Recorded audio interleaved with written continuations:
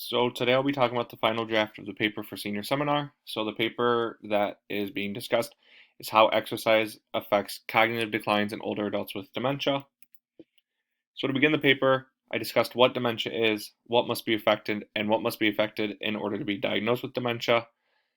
I talked about the cognitive domains that must be affected. The domains include complex attention, executive function, learning and memory, language, perceptual motor function, and social cognition. I also discussed what each domain was and which part of the brain controls the domains. I then talked about the types of dementia that there are and how other things such as neurological issues, risk of HIV, family history, and some medications may affect dementia. After going to the writing center, the introduction was altered a tad bit and the citations were edited as well. So in the body of the paper, I discussed how each type of dementia is diagnosed, and I discussed how Alzheimer's disease is the most commonly diagnosed dementia. Then the age groups that are disproportionately affected were discussed. The age group of 90 plus years of age are mostly affected. After discussing the age groups, how exercise affects dementia was talked about. This was actually the bulk of the paper.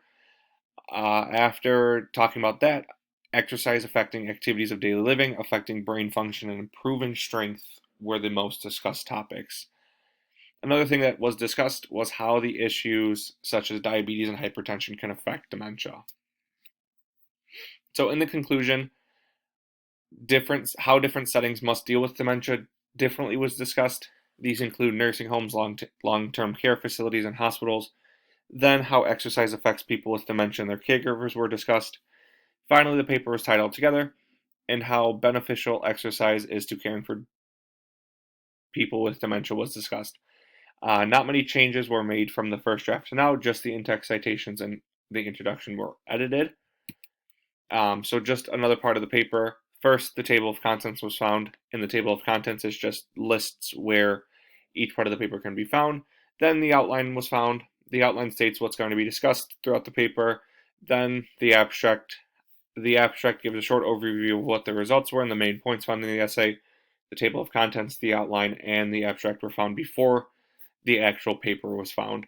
After the paper was finished, the sources were listed. The sources were listed in order to give credit to the authors who did the research, because I did not complete these research studies. But besides that, that's my final paper for senior seminar.